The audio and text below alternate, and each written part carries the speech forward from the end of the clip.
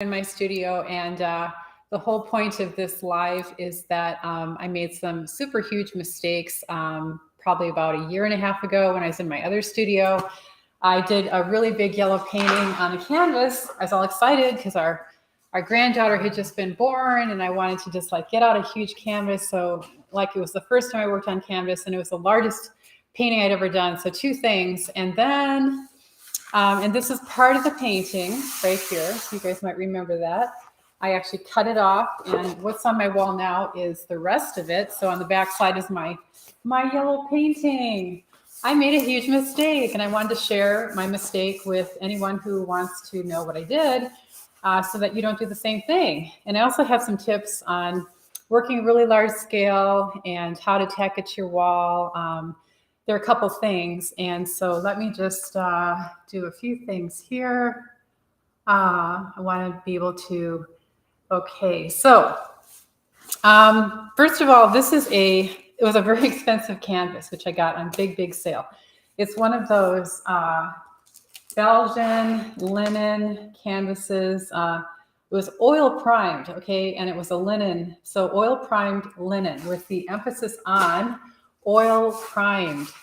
And so you got to be really careful when you buy a canvas, which again, I didn't know this. I bought all these canvases and they were on sale.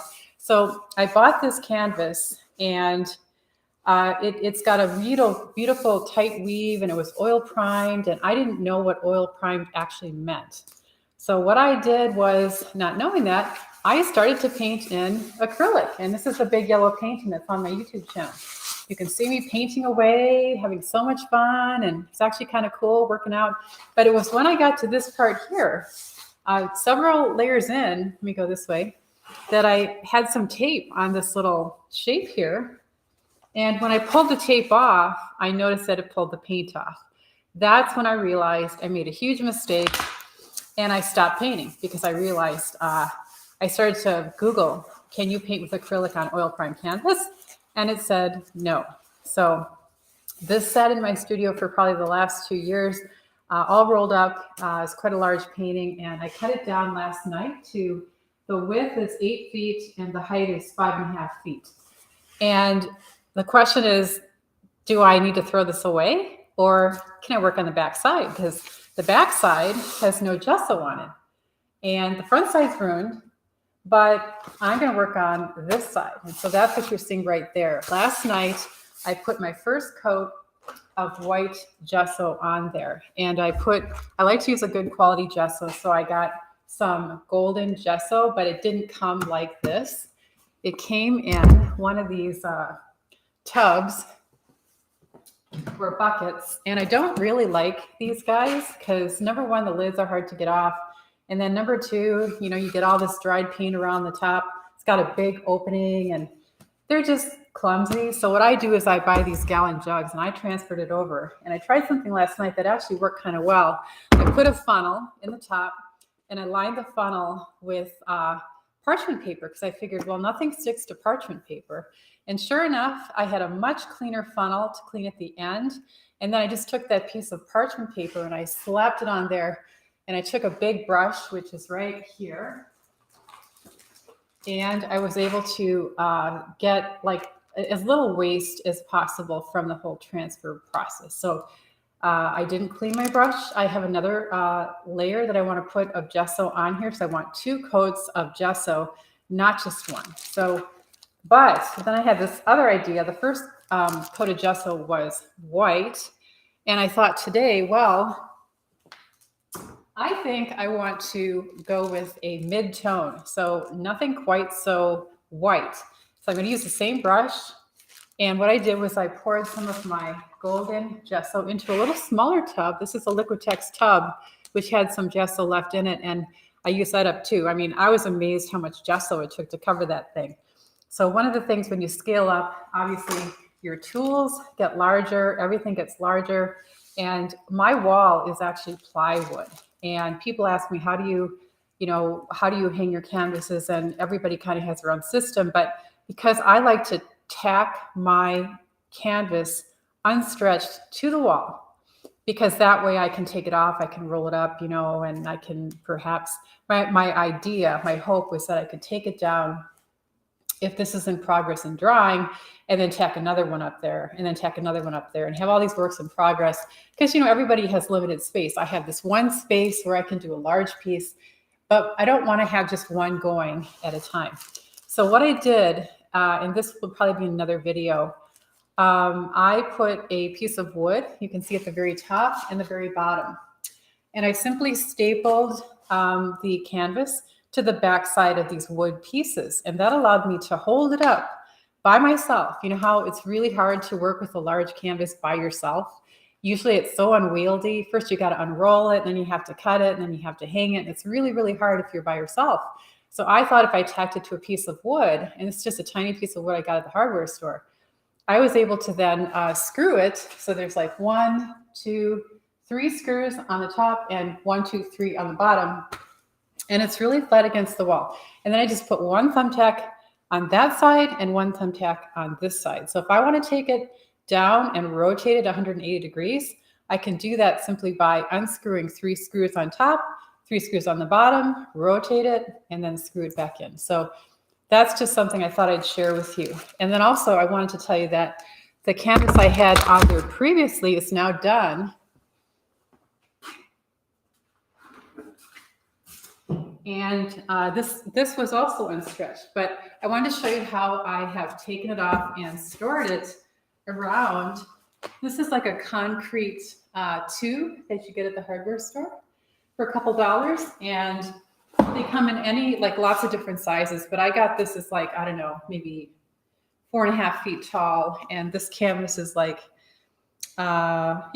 just about 4.5 feet tall. So I guess maybe the concrete thing is 4 feet tall. But I rolled it. You want to roll it around like a large circumference, and it's better to do it that way than have it real tightly rolled because you're storing it. And anyways, this is based on, you know, looking into some different articles on how to store your paintings. And then you want to have the painting side on the outside.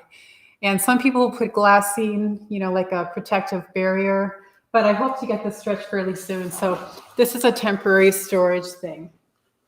I also want to mention that several years ago, when I bought all these rolls of canvas, before I knew anything about working on canvas, again, I just saw a sale and I thought, okay, I'm going to try this to get this stuff on sale. And so what I did was I printed out the page with all the details for each. I got 5 different rolls of canvas. They're all different.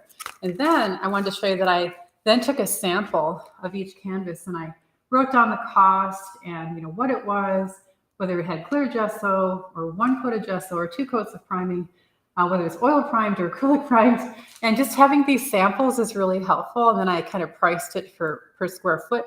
How much is this canvas? Because when our granddaughter came and she's only 2, I didn't want to grab the Belgian linen. I had to have this so I could say, oh, okay, well, number 5 is the cheapest. Let's give her that.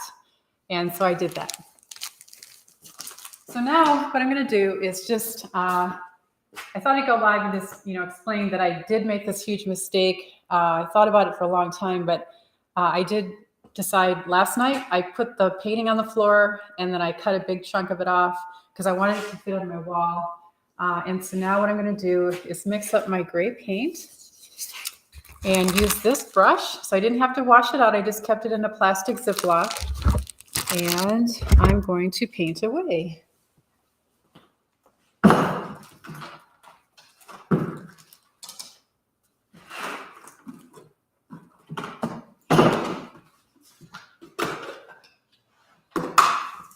So I'm going to mix up a mid-tone gray. I don't want it to be like too dark. It's like on a scale of 1 to 10, I want it to be kind of a 5. And if you guys have any chat, like if you want to type anything into chat and just say hi, feel free to do that. Let's see here.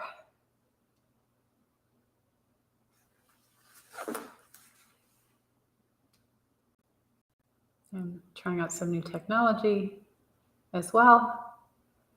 So if I can get that to go. All right.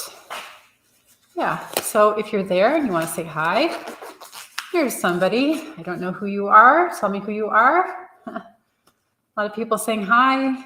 It's great.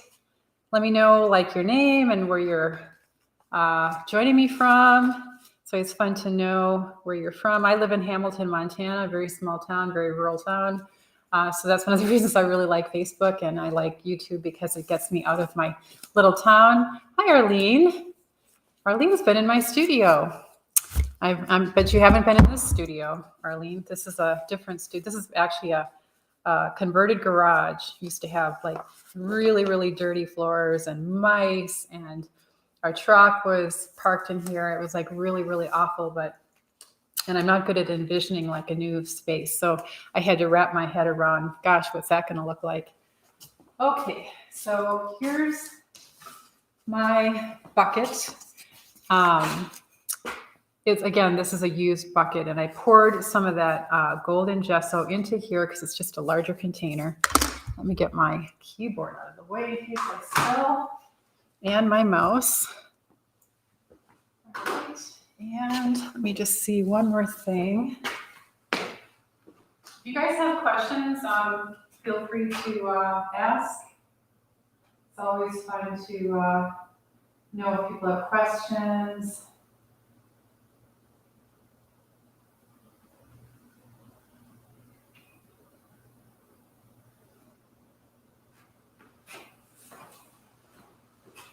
If anyone has worked on Canvas or has questions about anything. Hi, Terry.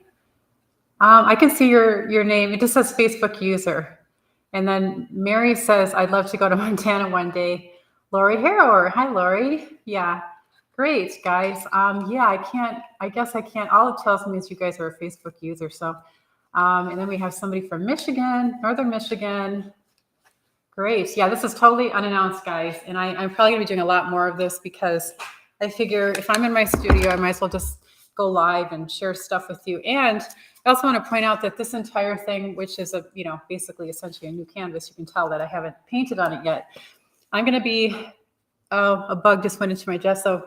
Wow, that was, okay. So I'm just going to be doing this as a series of videos, and I do have an upcoming event on Monday, May 1st. If you're in Australia and New Zealand, it would be May 2nd. But on Mondays, come join me. I'm going to be live at 10 a.m. Mountain Standard Time. And you can see on my YouTube channel, if you hit subscribe and the little notification bell, then when I go live, you get a notification that I've gone live. So that'd be one way to ensure that you can watch me continue on with this painting. And so I don't know where it's going to go. I have no preconceived idea. I just finished another one that was based on an exercise we did in our pro membership group. That was on an exercise from the Expressive Drawing book. And so on the last Monday, I was live and had a lot of people join me, and they painted with me. And it's something new on Mondays that I wanted to try. So you're welcome to join me on a Monday. My Monday, perhaps it's your Tuesday, depending on where you live. So I've just mixed a mid-tone gray. You can see that. And acrylic dries a little bit darker, so I don't want to go too dark. I want a mid-tone, but I don't want it to be too dark. And I didn't add a whole lot of black to this. It's mostly gesso. So I'm just applying it with this brush. So if you guys have any questions, hi Kate Word, nice to see you. Yeah, if you guys have any questions, or like anyone who's worked on, if you guys work on Canvas, and if you have a great way to tack your canvas to the wall, or any questions, like if you ever made the mistake I made working on the wrong canvas. Hi, Judith Clendenning. I just was talking about YouTube, another friend of mine, and talking about the video we did together, which she's probably watching it right now. So, okay, so that's a really nice mid-tone gray. And I try not to waste any of the paint. So I just use my brush to get the excess off my stir stick. And there you go. That's pretty good. That's the gray that it is. It's kind of a mid-tone. And I don't care if it's streaky. This is mostly just gesso. So I know it's not going to be the most exciting video. So if you guys if you have questions, then please ask. And let me see if okay, so I'm going to just start painting this. And, again, I could be using a roller, but I just, you can see the value here. It's the mid-tone. And I probably need to move this guy here. Sound. Can you guys hear me okay? Can anyone just tell me? Yeah. Is the sound okay? Is my sound matching with my video? Because I noticed that I'm in kind of like, I don't have the greatest internet access, so sometimes there's a syncing problem between what I'm saying and my mouth moving and the words not being quite right. Thank you, Robert. That's very sweet of you.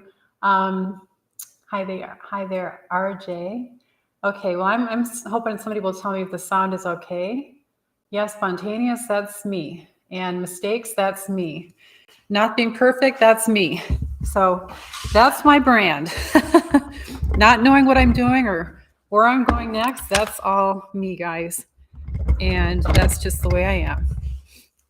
All right, so you can tell, see how nice that gray, I'm like my camera's not mirrored, and so it's the opposite, but there is the gray. And isn't that nicer than looking at the white? At least for me, I think it is.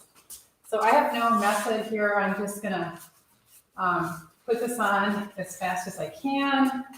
I tend to be super impatient, and so, whoops.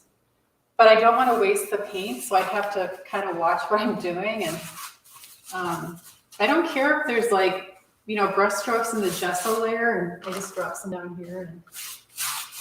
But it's just kind of fun. Like, what I like about the gesso stage is that I'm kind of getting a feel for how big this thing is. You know, it's kind of a monster for me. And that's also why I like to do automatic drawing, because I feel like it's a way to like use these big arm movements, and like you get a feel for the amount of real estate that's on your wall. And then you start to feel like, wow, there's actually a lot of stuff there, you know, a lot of canvas to cover. And is this amount of gesso going to be enough to cover? I think it will be, but you're always kind of guessing, do I have enough paint? Do I have enough materials? And then I was thinking, wow, I could go really bizarre with this painting. I've got all these fluorescent paints I got from Nova Color, and I was thinking, wow, wouldn't that be crazy if I started with fluorescent colors just for, why not? I mean, I don't want them sitting in my cabinet forever, and it's like, why did I buy those? I don't know. Okay, so you guys in the chat, you can like let me know what you're working on. Let me know what medium you're working on. Let me know the size. Let me know if you're stuck. Let me know if you have any struggles in your studio. What's your favorite time to paint? I just would love for you guys to let me know so I don't feel like I'm by myself here. And it's always fun to get to know. I can't see you. I can see what you're writing, but I can't see you. So let me know as long as sound is okay. If my sound is not good, let me know, but I only have one little speaker there and I'm kind of far from it here. So what I'm going to do is cover this whole canvas like this, and then I'm going to tape it off. That's another mistake I've made, is not taping it off, getting excited, and then forgetting that I have to wrap it and stretch it after I'm done. So I'll end up losing a good 3 inches on each edge. So that's another thing I just learned. I mean, I knew it, but I just forgot. So I have to remember to tape off the edges. So this is a favorite brush I'm using. This is something I got at Columbia Art Store. If anyone lives in Portland, there's this wonderful art store there. My son lives there. And it's got a red handle. I think it might be called Red Line or something. Princeton. It's a Princeton brush, but they have like, this is a filbert with a rounded top, and it really has great coverage. Facebook user. I mix the fluorescent red and pink. Ooh, makes a good pop of color. Yeah. Oh, Kai. Hi, Pam. Would love to see your work in progress, but I live in London. Any chance I could, I'm not sure what the question is, but gosh, I'd love to show in London. You find me a gallery and I'll be there. Mary. Hi, Mary. Yes, all is good. Thank you for letting me know. I'm Rennie from London. Great, you guys. Let me know what time it is in your part of the world, too. Because I don't, right now it's like just after noon my time here in Montana.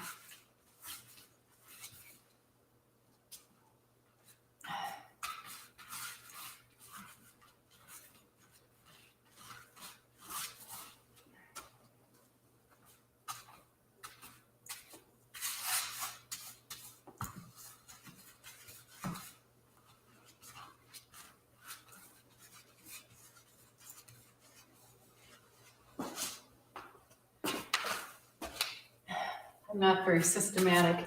Well, I guess I'm going from one side to the next, but I'm kind of just having fun with the gesso, going any which way with the brush strokes, and again, getting a feel for how much paint am I going to need to work on this big guy.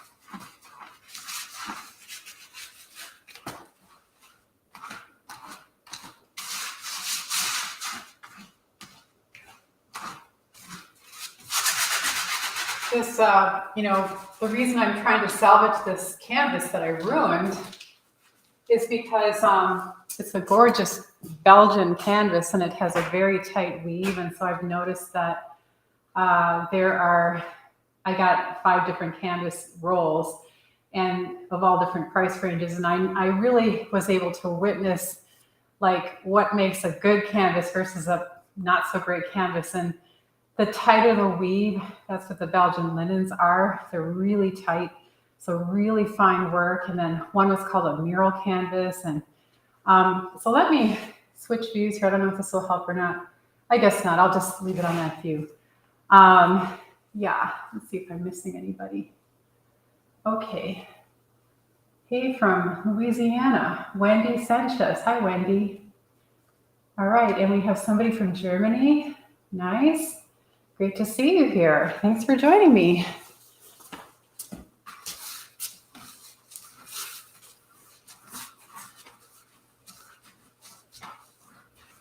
I'm liking this gray already. It's so much more inviting to come into the studio when I've got this gray midtone, and I happen to love grays. So can you guys see the difference between working on like the gray, the white side versus the gray side? Like, which do you like better, the gray, the reverse here, the gray side or the white side? Which would you rather work on if you were starting a brand new canvas? Let me know in chat what you would rather work on, because I'd rather work on the gray side. That's why I'm putting gray on here.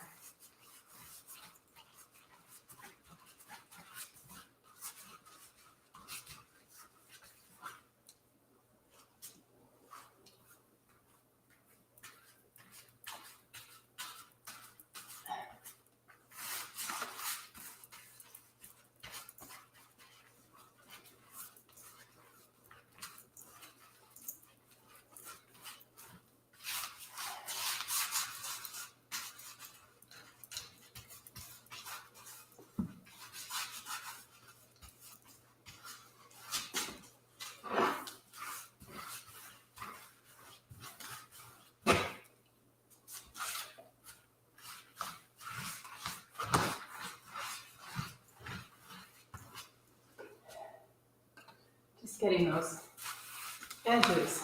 It's kind of nice. Getting that out of the way, even though that's going to be taped off, if I remember.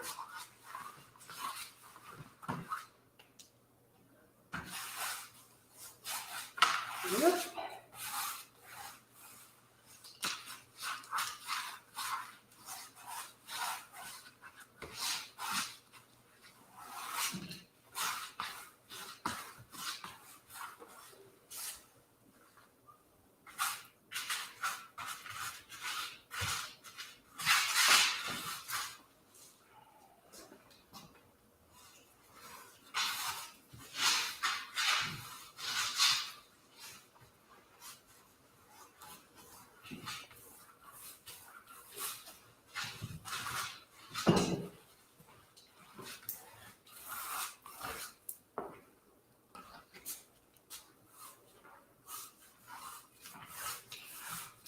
Goes pretty fast.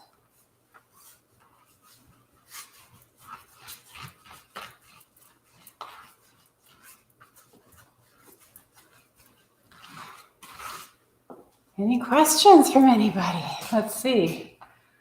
I've worked on a white canvas a lot and also tone canvas. I seem to have tone canvas lots. I seem to not have a preference.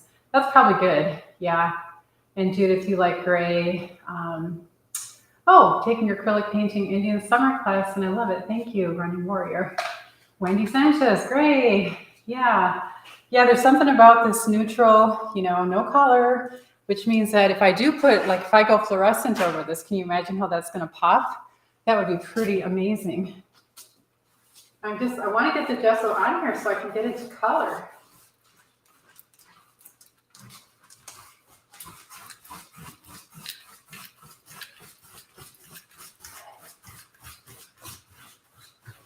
I can anticipate this is going to have collage.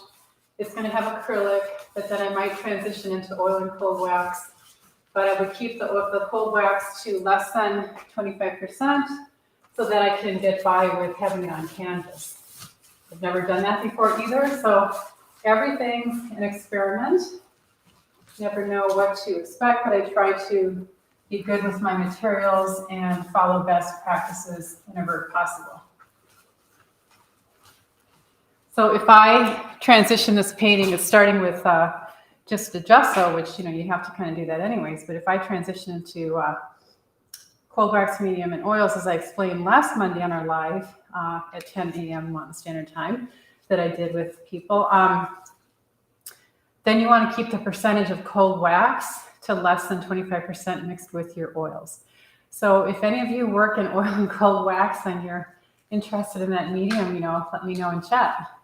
I love both. I work in 4 mediums, and this is acrylic mixed media is one of them.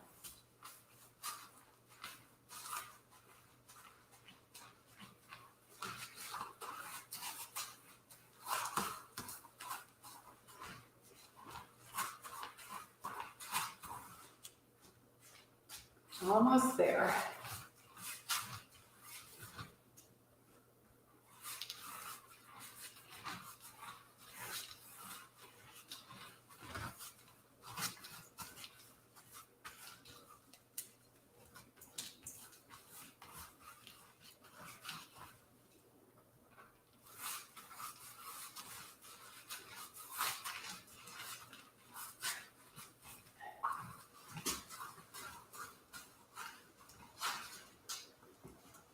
If any of you has painted on both sides of your canvas, could you let me know? Because the only thing I'm not sure about is there is a painting on the back side of this, it's acrylic. And I'm curious if anyone has used both sides of a canvas, like may have come gessoed, but then maybe you wanted to paint on the back side. Has anyone done that? And yes. I'm curious because that's the one thing, if I have to stretch this, is it going to be a problem that there's a painting on the back side?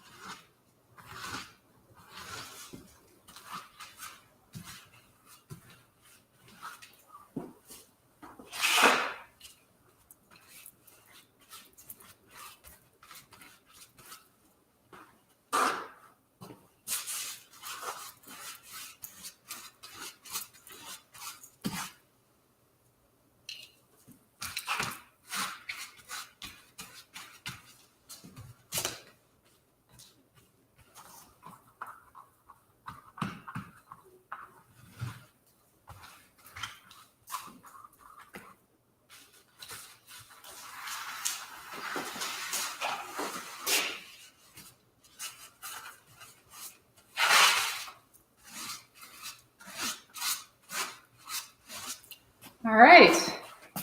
So that didn't take too long. And I've got quite a bit of paint left here. I'm going to just put the lid on top of this and save it.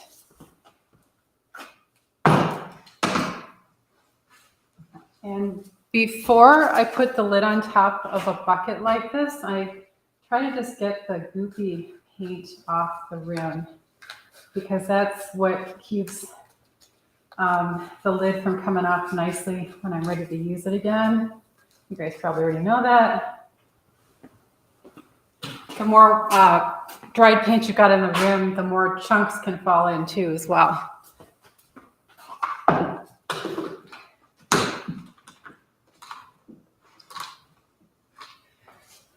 All right, everybody. So if you want to see where I go with this on Monday, May 1st, come join me. And again, subscribe and then hit the notification bell. That's what's going to give you a notification that I'm going live. And that way, if you're busy having your breakfast or your dinner, and it's like I go live, and if you want to join me, then I'd love to see you. And there's one last thing I want to show you, and I started to do a video of it, but kind of my table was not large enough. So I'm going to show you a very cool kind of stretcher bar.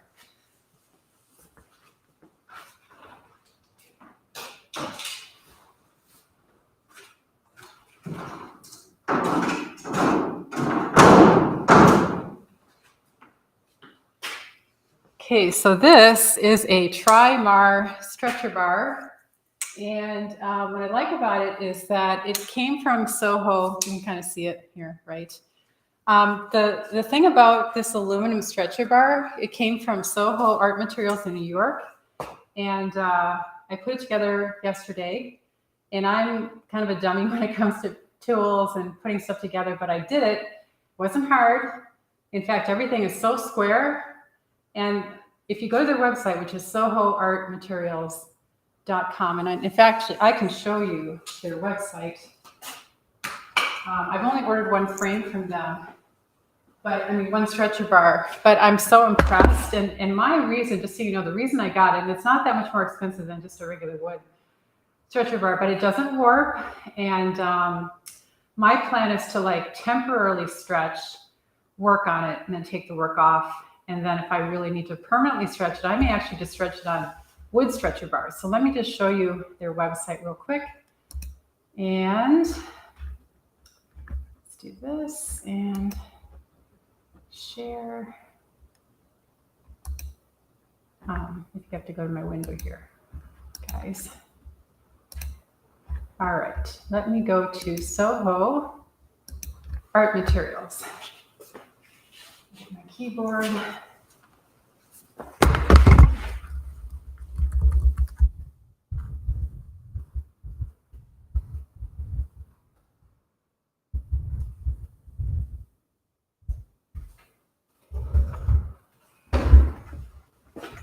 All right, so this is their website, and these are the Tri-Mar stretchers. And don't think I'm getting paid for showing you this. I just learned about this myself. I'm just showing you this because I thought it was kind of cool. So anyways, this goes into like, you know, they figured it out how to do it. And since they've been making stretcher bars for artists for a long, long time. And then they could do custom sizes, which don't cost anything more, which is great. Custom shapes, custom wood panels, stretching services. But the main thing here is our patented aluminum bars cannot warp or twist and are 100% keyable in the corners and cross braces. So follow our simple stretching instructions, and your bars will always lay flat against the wall. So that's pretty cool. And so I put this thing together, and that went pretty well. My video didn't go well because I ran out of space, but what I do know is that it's square, because after I put this thing together, they tell you to look at, like, run a measuring tape from corner to corner across the diagonal, and then compare your two diagonals, and they were the same. So I was actually quite pleased with myself. All I needed to have was a rubber mallet and a screwdriver, and it came with all the hardware. It doesn't have much hardware. All it had was this cross piece here to screw in, and then the aluminum, and then there's the wood. So you can run your staples into that. But so I will be experimenting with this as well. Just wanted to share that with you. And comes in all sizes. Oh, by the way, the Trimar stretcher bars come in 2 different styles. One of them is number 1, and the other one for smaller work, up to like 48 by 48, I think they said, or something like that. But if you go really large, then you want the number 3 because it's a little bit heftier and that kind of thing. But essentially, in any case, they're easy to put together, and they do a super job packing it. And then there's a video. They have a video on how to put it together, which of course I watched. So thank you all for joining me. It's great to see you, and I hope to see some of you on Monday, my Monday morning, which could be your evening, depending on where you are around the world. But if you look under my YouTube channel, you'll see under live, it says upcoming, and where it says upcoming, if you hit the notification bell, you'll get a reminder whenever I go live. I will be working on this painting in a series, so you're going to see this go from this stage to the last brush stroke, I hope. I don't know how long it'll take. I don't know what it's going to look like, but by Monday, I hope to have a bit of a limited color palette figured out. Okay, so thank you, everybody. Thank you for joining me. This is very impromptu, spontaneous. Thank you for joining me in my studio. Okay, so bye now. I'll see you later.